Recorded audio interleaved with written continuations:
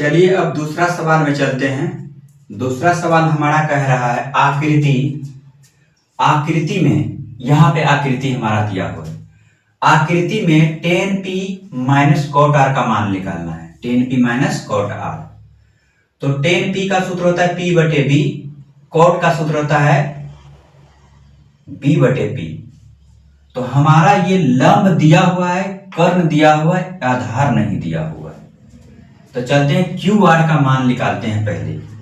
तो दिया हुआ है हमारा पी क्यू बराबर P Q is equal to 12 centimetre और पी आर बराबर पी और आर बराबर दिया हुआ है 13 सेंटीमीटर।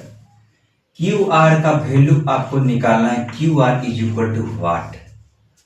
अब समझिएगा, ये लंब है, ये आधार है, इस कोण के अनुसार ये आधार है, ये कर्ण है। हमारा क्यू आर आधार है, तो लिखेंगे पाइथागोरस कहता है क्यू आर बराबर यानी आधार बराबर कर्ण स्क्वायर पी आर हमारा कर्ण है, कर्ण स्क्वायर माइनस लंब स्क्वायर। लंब हमारा पी और क्यू है, पी और क्यू का स्क्वायर का क्या होगा, ओवर रूट।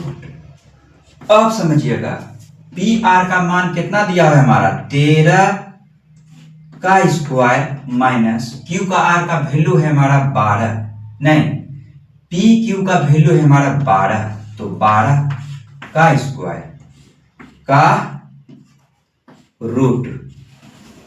अब इसको हल कर रहे हैं। 13 गुना 13, 13 कहता है हमको 2 बार गुना करो। 13 गुना 13 169, 12 गुना 12 144।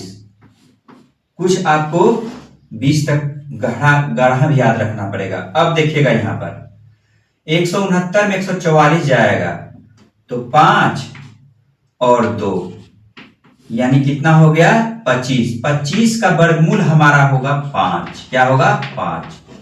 हमारा 5 सेंटीमीटर क्यू आर निकल गया। अब कहता है क्या, सवाल में कहता है प्रश्न में हमारा कह रहा है tan p minus cot r। तो यहां लिखेंगे, आप कॉपी में जो यहां सीधे लिखिएगा, हम यहां काट के लिख रहे हैं। अब समझिएगा tan p, अब क्वेश्चन हमारा है tan p घटाओ cot r। ध्यान से देखिएगा cot r। tan p का सूत्र होता है p बटे b माइनस इसका होता है b बटे p। अब देखिएगा यहां पर tan p कह रहा है इसके सामने वाला भुजा, इस कोण यानी कोण p के सामने वाला भुजा लंब होता है। यानी कोई भी कोण कहे उसके सामने वाला भुजा क्या होता है, क्यू आर लंब हो जाएगा। तो p यानी p है मेरा ये, लेकिन बन गया उस कोण के अनुसार क्यू आर लंब। तो लंब यानी p का मान क्या है, p का मान अभी तुरंत निकला हुआ है जस्ट क्यू आर का वैल्यू 5। तो यहाँ 5 अब बटे b हमारा ये हो जाएगा 12 उल्टा माइनस cot r, ये r इस कोण के सामने वाला भुजा ये p हो गया। क्या हो गया p। तो हमारा p क्या है, नीचे में 12 है, तो 5 क्या हो जाएगा, ऊपर हो जाएगा।